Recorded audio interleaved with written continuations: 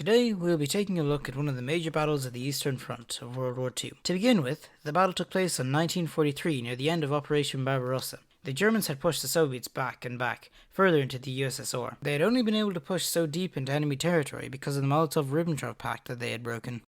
At first, it had seemed like an easy victory, but when the Germans had blitzkrieged into the Eastern Front, many Soviets had managed to slip past the German lines, so the attacks were delayed. And when the Germans reached cities like Leningrad, they knew it would be no walk in the park. But Leningrad is a story for another day. Today we'll be talking about another major battle, the last major battle of the Operation Barbarossa, the Tank Battle of Kursk. The battle was the biggest tank engagement with over 6,000 tanks in the skirmish. I have Rook here to tell you more. So Rook, why did the Germans launch this offensive? The Germans had seen that the Red Army was overextended around the town of Kursk.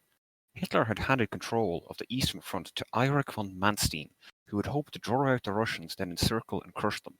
He got this opportunity at Kursk, where he decided to throw everything he had at the town and its defenders. Before the attack, however, a German soldier turned traitor in fear and went to the Russian side and told them of the attack. Nikita Khrushchev phoned Moscow and asked for orders. Stalin and his general Zhukov told him to hold the town at any cost. The Soviets shelled the German positions, trying to wear down the offensive, but it wasn't enough to stop the German advance, as it had been planned for months in advance. But the Soviets were not defenseless. For months, both Soviet and British intelligence had known that a German attack would happen at Kursk, they just didn't know when. In preparation, Zhukov had turned Kursk into a fortress of defensive lines, minefields, bunkers, and other fortifications. The commander at Kursk, Nikita Khrushchev, had said that they would make the Germans pay in blood for the attack. The Germans had hoped to quickly break through the Soviet lines and scatter them like they had earlier in the war. However, their advance was slowed by heavy rains turning the ground to mud and near suicidal resistance from the Soviet defenders. There are stories of Soviet troops jumping onto German panzer tanks with satchel charges to blow them up, or standing their ground with an anti-tank rifle. The Germans had vastly underestimated Soviet defenses, and each time they broke through a minefield or bunker, there was another line of defenses behind it. It was brutal fighting, and casualties were high on both sides. Nowhere were the Germans being pushed back, but they weren't gaining ground either. The Germans pushed on despite heavy losses until the fighting grew desperate. In the south, one Russian commander named Nikolai Valutin had his men bury their tanks up the turret to fortify them.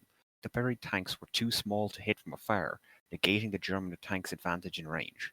This led to the Germans losing huge amounts of tanks and infantry to try to break through. Despite the heavy losses inflicted upon them, the Germans just kept pushing forward into the second line of fortifications at Kursk. If they broke through, millions of troops would be cut off, which the Soviets could not afford. Stalin had a plan, however. If Kursk could be held, they could launch a counteroffensive to the north, encircling the German army and winning a major victory. Combined with mist and rain slowing the Germans, the defenders at Kursk held out. The Germans pushed forward, desperately hoping to break through the Soviet lines. It was getting to the stage that neither side had many reserves left. A showdown was inevitable. On July 12th, 1943, over 1,000 tanks engaged each other in the field. This surprised the Germans, but they were not overrun and fought back viciously. But it wasn't enough. At the same time as this, the Allies had invaded Sicily. Hitler ordered the reserves at Kursk away to stop an invasion of Europe, and any hope of breaking through at Kursk was gone. Soon after, the Eastern Front collapsed and the Germans were pushed back again and again. They never went on the offensive in the east again. Thanks for that, Rook. Now you're probably wondering why we chose to talk about Kursk. Well, the battle was one of the most important conflicts on the Eastern Front. Not only was it important to hold as a point to stall the German advance, it was also important for the invasion of Europe.